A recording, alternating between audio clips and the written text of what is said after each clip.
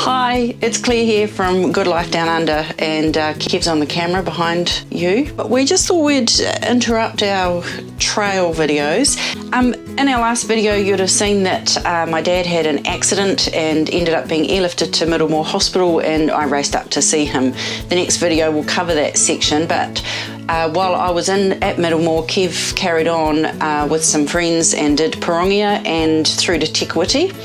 And we are planning on filling in that little section for myself this coming week. So, seeing as we are getting ready for the trail and we've had so many queries about food preparation, we thought we'd just show you through how we prepare our food. We're pretty clean eaters, and we pretty much create all of our food in a dehydrator and take it on trail with us, and it's worked really well, way cheaper, and you know what you're getting. So today we are going to be making some mince mixture. So there's no rules as far as what ingredients go in. There's just some really important rules when dehydrating and using meat that I want to go through with you, and just show you the process of how I do it. So the first thing is to purchase your meat, try and get it on sale. I got this for $13.99 from New World, a kilo, and it's the premium meat with the least amount of fat in it. So if you can get the least amount of fat in your meat, it's going to mean that you've got less fat to try and get out. If you keep fat in your dehydrated meals, it goes rancid and your meal goes off more quickly. So unfortunately they didn't have huge packs and they weren't selling it out of their deli, so I have lots of plastic here.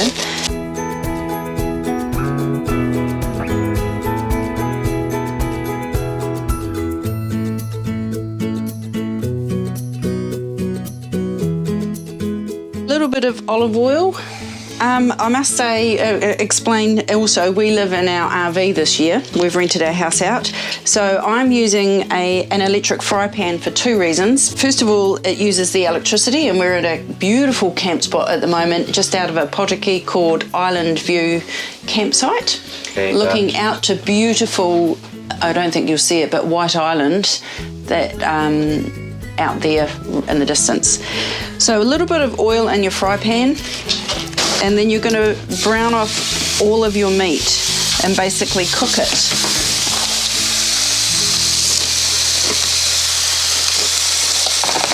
So the two reasons why I'm using a fry pan instead of doing it on a stovetop is to save gas, and also this has a large surface area, which means it's going to lose a lot of its moisture quicker than being in a pan with a smaller circumference, I guess the word is. So it's actually worked out quite well. I managed to pick this fry pan up for $37 at Kmart. So I've spent money on some of my equipment, but $37, you can't argue with that. The reason I purchased is I have one at home, it's locked away in storage, it's a good quality pan, but at the end of the day, this is just for dehydrating, and I didn't need a fancy dancy thing, I just needed something I could brown meat off with.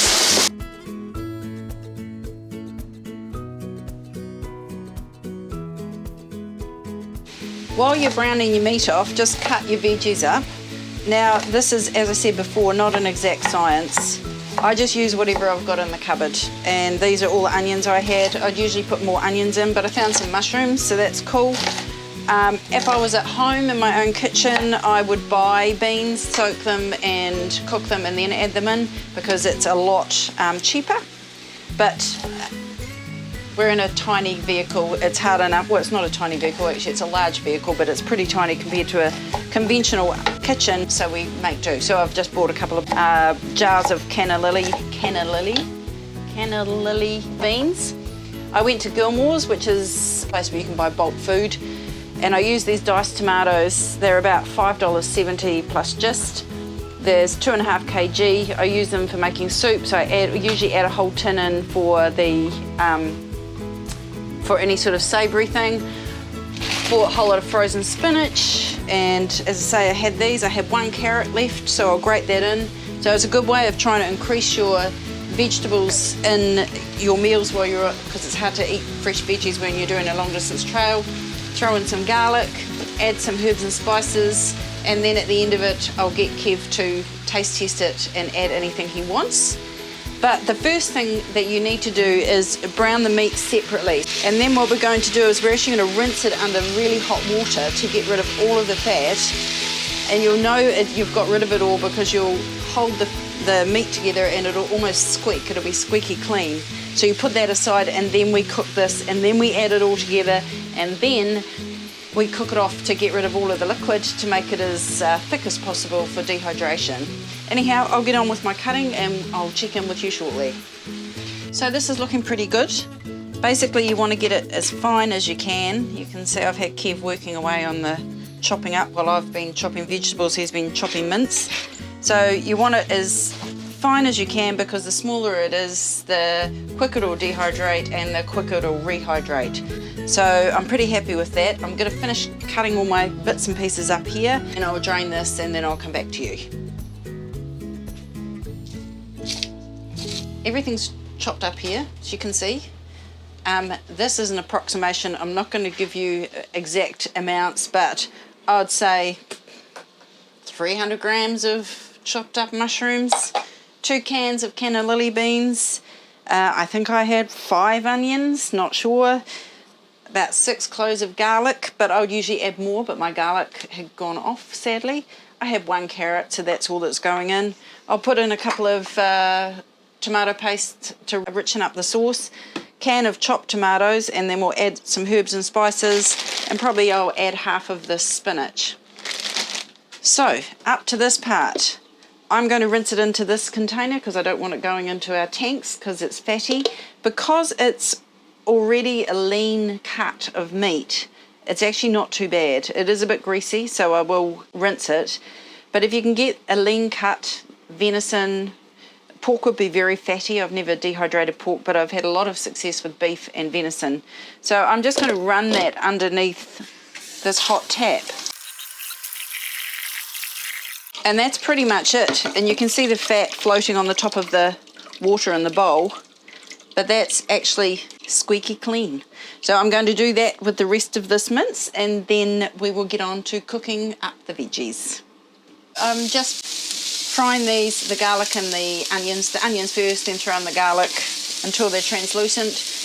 It's pretty much like a regular recipe from here on in, really. So I'll add my mushrooms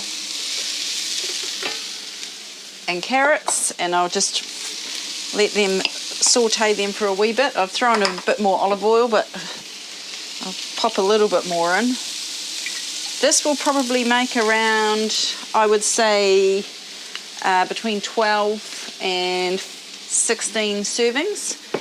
So that's for 8 days for 2 people. We've done a spreadsheet for the Te Aroha South Island section, including Reinga as well as Pararuas, because we missed that in the North Island but due to weather this year. We want to fill those 2 things in, so that adds an extra week, probably a week, 8 days to tramping. So we've kind of worked out that, I think, what was it, 60 dinners? Yeah, I'll have to check the spreadsheet and I'll put the details below, but we've worked out how many breakfast dinners and lunches. But yeah, you need less dinners and breakfasts because quite often you'll catch a dinner at a place that you end up at the end of a section, or you have a nice cooked breakfast before you head out on trail. So the main thing is lunches, and what's been a real winner for us has been dehydrated soups that we've made. We make it almost like a fruit leather, and they're so delicious and they're so light. So for a meal for the 2 of us, it's around 90 grams of weight, so it's nothing. Breakfasts are actually the heaviest. We're just trying to work that out at the moment because we're making our own breakfast, so we're just not eating oatmeal, but we've got nuts and seeds and fruit with it. So I'll do a video on that at some stage, but yeah, I have to work that one out because my breakfasts are a bit too heavy. But meals, the evening meals for 2 work out at about 120 grams maybe, and then you might have some noodles with it or some mashed potato dehy. So it's not too bad. It's pretty comparable to what you buy off the shelf. And the cost, I've worked out the cost for the soups work out at about $1.50 a serve or $2 a serve. I've also got that all written down. And the meals, the evening meals, like a meal like this might be $5, maybe max a serve. That includes your packaging for sealing it off. Yeah, that includes everything. That would be maximum.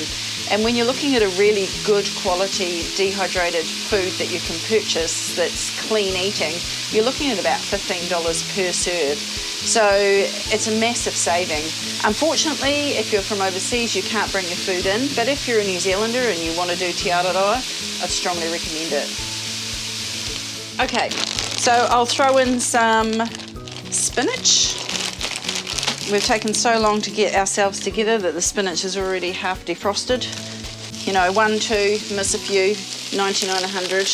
There's no exact science, but it is really good to get your dose of vegetables when you're hiking. It's far better for you than pot noodles. I don't think my body could work on pot noodles. I don't know how people do it, but my body definitely would not appreciate pot noodles. This is a random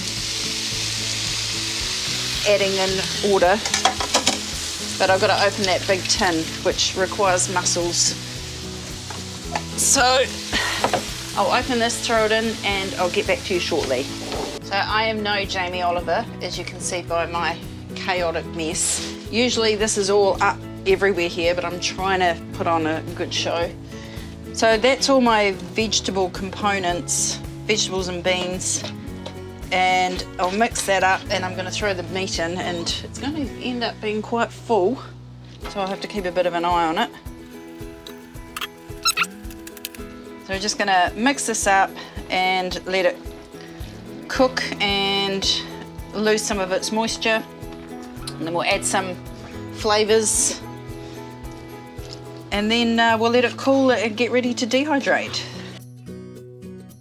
That's been cooking long enough for me to do the dishes, and didn't time it, but maybe it's been 20 minutes. But Kev, if you come around, you'll be able to see that it's gone like almost saucy. So that's a nice thickness, and by the time that cools, that's going to be fine. And I'll just do the taste test.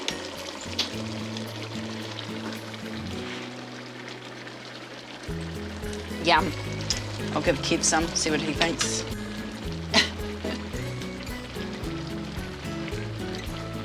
Does it need anything? No, it's good. Okay. Except for a heap of chilli, but apart from that. Okay, so there's chilli in it, quite a lot. And also I've made chili con carne already, con carne, which is quite hot and spicy.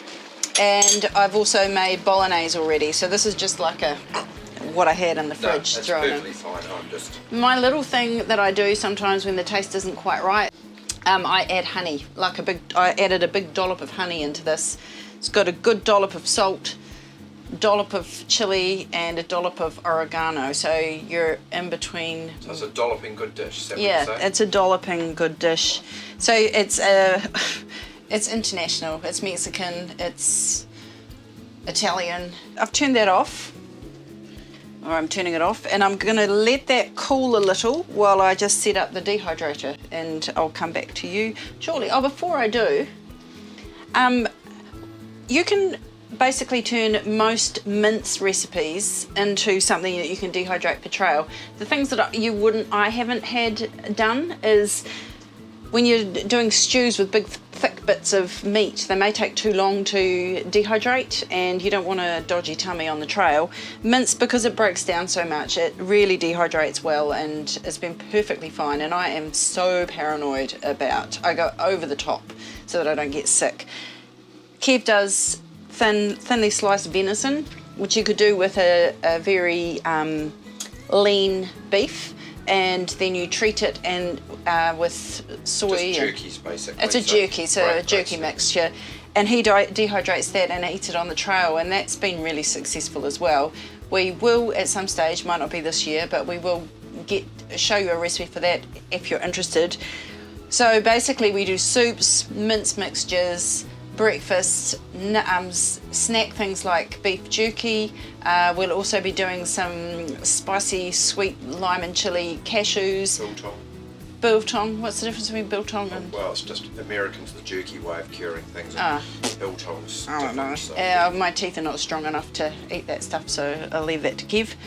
This is just to give you the overall view and to let you know just how you can make stuff for the trail. It's not that difficult, and it's so nice at the end of the day to sit down to a warm meal. This is our dehydrator. You do not need anything like this. This has been a recent investment. I've up till now been using a domestic dehydrator, but we figured for the price that we are saving by not using dehydrated bought foods, it was worthwhile knowing that we could eat nutritious meals on the go. But as I say, this can easily be done on your domestic dehydrator.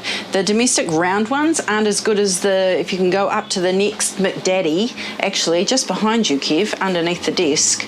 This is our old dehydrator. It's a Sunbeam. We're going to be putting it on Trade Me soon, actually, to be honest. So there's nothing wrong with that one. The BioChef does 2.5 times the amount at a time, which is great because my time is short, and living in the motorhome, I don't want to be dehydrating all year round, but there's nothing wrong with that one. Even the round ones are absolutely fine. If you can afford to jump up to get yourself something that's got more trays, go for it. You get your tray with any dehydrator, and then you can buy off the companies a non-stick top for liquidy things, or you can go to your local Mitre 10 and get 2-metre rolls of the barbecue non-stick, I don't know what it's made of, and cut it to size. Teflon. It's probably poisonous, hopefully not, but I'm still alive. So you just place it on your dehydrated tray, then I've worked out it's about 120 grams for 2 people for your mince or protein part of your evening meal. However, if you're trying to work it out for you, it's just like how much, that's half a meal, probably a whole meal. So you put as much on the tray, you count up the spoonfuls on the tray that you're doing to work out how many meals are on one tray. So that's 2 meals, 2 servings there.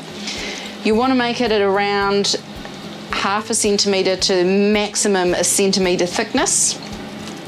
So you're just spreading it out like that. So that's 2 meals, 3, this is probably, you know, they're pretty generous meals. I'd say that's probably 3 to 4 meals. But what I do is once it's all cooked up, dehydrated, I actually break it down, put it into a bowl and weigh it, and then just weigh out my 120 grams, which is, I've worked out for us, works out about right. But there's a lot of, the reason I'm doing this video is because there is a lot of learning along the way, and so hopefully you can learn by some of the mistakes I've made in the past and what I've worked out works for me. So I'm going to do that 10 times and put it in the dehydrator, and we'll come back to you when it's dry. Probably around, I would say, 12-15 hours with this. My other one was longer. My other one, I would rotate the trays a wee bit because some parts would dry faster than others. This seems to be more even. When it gets to a certain dryness where it's holding together, you can take it off this, turn it upside down and leave it on the wide tray, and it actually helps it dry on the other side. Cool. Good morning, Claire here again. Kev is out fishing, so I'm being cameraman and host, so wish me luck. It's a bit fiddly. Anyhow, the mince that I cooked yesterday took about 12 hours to dehydrate in my dehydrator. Depending on what sort of dehydrator you've got, it will depend on how long it takes. I've got one with a temperature gauge on it. I set mine at 70 degrees Celsius for meat. Your dehydrator will come with some advice on what temperature to dehydrate at, depending on what you're dehydrating at. But meat, I tend to do it around 70 degrees Celsius. The other thing that I didn't mention yesterday is the importance of cleanliness. So making sure your hands are really clean, all your gear is clean, so that there's no chance of any bacteria getting into any of your food. I've not had a problem. I was pretty nervous about it last year, but we were fine. I didn't dehydrate rice because rice is simple enough to soak in boiling water as you are soaking your dehydrated food, and it takes about the same time, so there was no point. And there's a risk with rice apparently that you can get sick from it. I haven't done it, so I don't know. Anyhow, let's have a look at the meat and see how we went. So this is a tray that's dehydrated, so it looks quite different, and you'll hear it's quite crunchy. You'll know it's dehydrated because it literally is so dry and crisp. So that's the texture you're looking for. So the next thing I'm going to do is break all this up. The good thing about doing it on these Teflon or whatever they're made from pads is you can mold them to tip them into your bowl. So that is the next step. I'll get going on that and I'll come back to you shortly.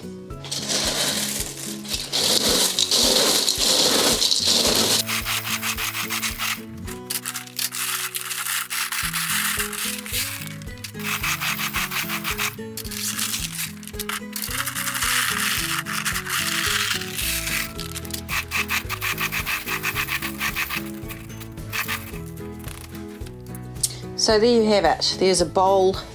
There was probably around 2 kgs of meat, and you know the rest. And it's gone into a bowl that's, well, there's a pair of scissors to give you a comparison, or my hand, and we'll weigh that shortly. So for the next part, you'll need some electronic scales if you're wanting to be precise about your measurements. Whatever you're going to bag your dehydrated food into, so it could be the standard plastic rolls that come with your sealer, or if you don't have that, you could go with these freezer bags.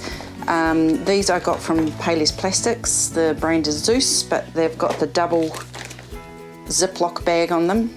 I think I'd probably throw in an oxygen sachet, buy some online, just to, you know, because you may not be able to get all the air out. But for short week-long tramps, this type of thing will be fine. I've gone for Mylar bags, but there is no reason why I use these for things that aren't meat, like soups. For meat, I use this because some of the stuff I was dehydrating last year, we started in March dehydrating, and we weren't going to be walking until October, and they had to last through till January, but it would have probably been fine in the plastic. If you do go for Mylar bags, I buy them off TradeMe or eBay or Alibaba or AliExpress. You buy them in 100 lots. I couldn't get the size I had last year. I'd like to have had these a little larger. The good thing about Mylar bags is then you can just basically tip your water in and soak it in here, so you're not dirtying your pot. However, if you use a Mylar bag, you need to make sure your dehydrator is able to seal it. I have heard of people sealing with their hair straighteners. I don't know whether I want to use my hair straighteners for that, but then you can't get the air out of it. But there's a bit of a trick to getting the air out, which I'll go through later on, because on these ones, you'll see they have a grain to them, so that the air, as it's being sealed, so that means that the air gets sucked through the little tiny channels here and before it seals, and then it closes it with heat. This one here, it doesn't have that, so it seals with, if you just seal it with this, it won't take the air out. So there is a wee trick where you combine a little bit of this to the sealing part of this, and it seals beautifully. Anyhow, the next stage, I'll just set this camera up so you can tell what I'm doing. It's a bit difficult without Kev, I tell you that. He comes in handy sometimes. Don't tell him I said that. I'm going to zero these scales, so it's back to 0 grams with this bowl, and we're basically going to put 120 grams of the mixture in. 104, 124,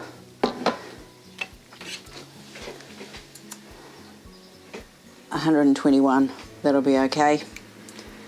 Then I'll show you with the Mylar.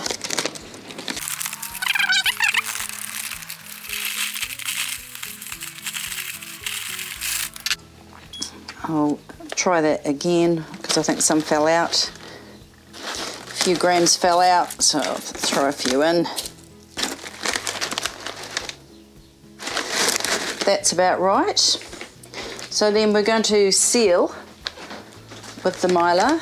The trick to this, you've got your bag, and I use the roll that comes with your conventional sealers, This is if you are going to use Mylar only. You don't need to worry about this otherwise. And I cut a strip off about half the width of that. I'll save the other half for the next bag. And I simply poke that so that the base of it is down near the food, so that when the suction happens, it's got access to the base where the food is to get all the air out. So we'll set this up, turn it on, and you'll see that I make sure that this plastic part is in where the air gets sucked out, and go in as far as I can, and then basically seal, and the magic happens.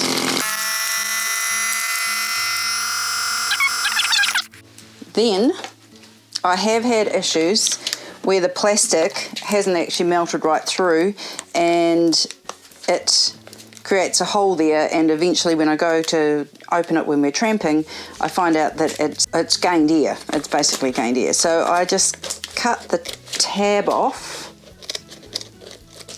like that, and take the bit of extra. That's why I try and go in as deep as possible so I can get some scissors in there and cut the plastic out. And then I just put it in the sealer without the sucking, start and manually seal it. And voila! One sealed bag of food for two. Let's see how much that weighs. Weigh the food, 127 grams for a decent sized mince meal for two. Add in some potatoes or some rice, and there you've got it. So I'm going to carry on and finish off packaging all this, and then come back to you shortly.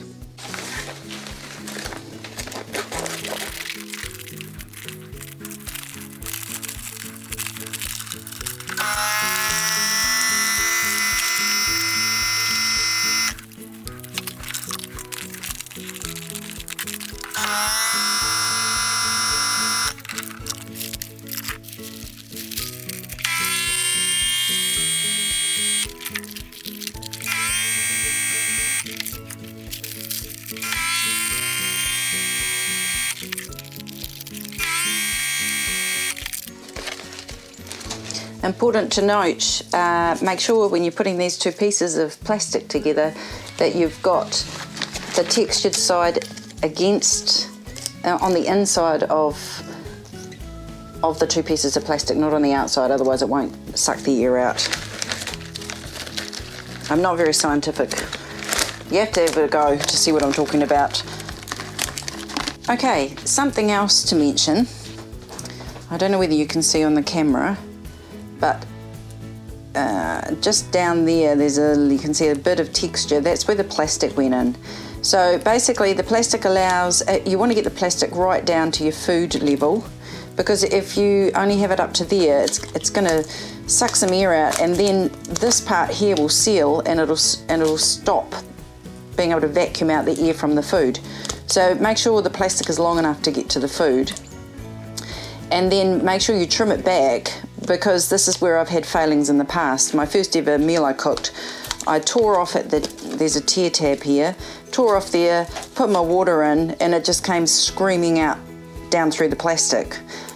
So from then on I learnt that I needed to rip it up here and tip it in. But this year I've got a new technique where I have sealed it here, then quickly snipped it off, and then sealed it so it's 100% sealed at this end. So this time round I will be able to tear this off, pour the water in, put it into a cozy and rehydrate it.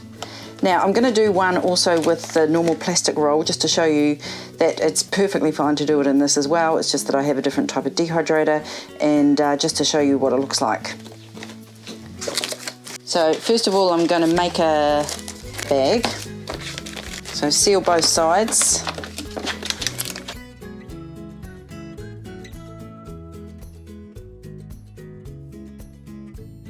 Then cut off the top so it's like a bag. The only downside to this is occasionally the meat can puncture a hole in the bag. So there's your meal. and then just simply seal.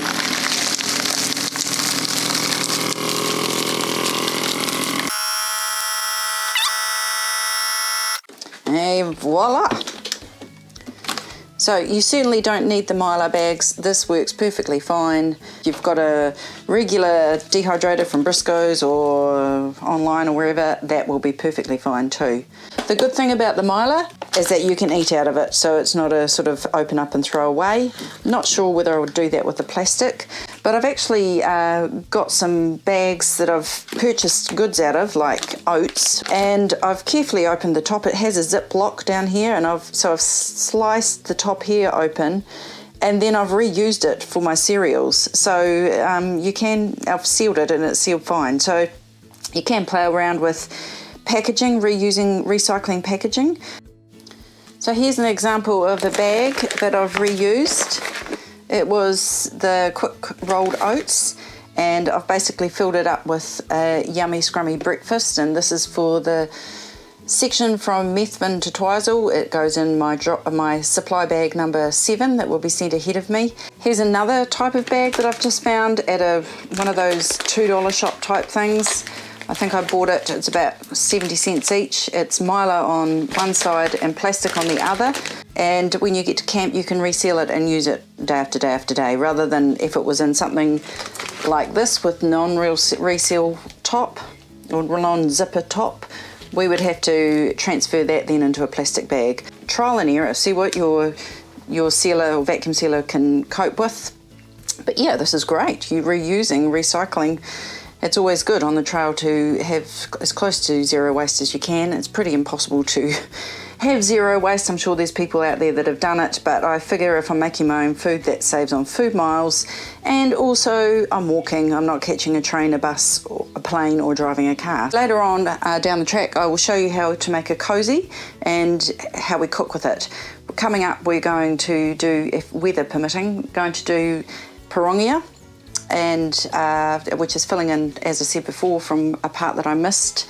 And yeah, we'll see how that goes. I'm pretty nervous about it, to be honest, because I haven't been out walking, haven't actually been very well this year, and so it's going to be a bit of a trial to see how my physical and mental state copes with the mud and the hills. But I'm kind of anxiously looking forward to it. We're just going to be up there for a couple of days, 3 nights.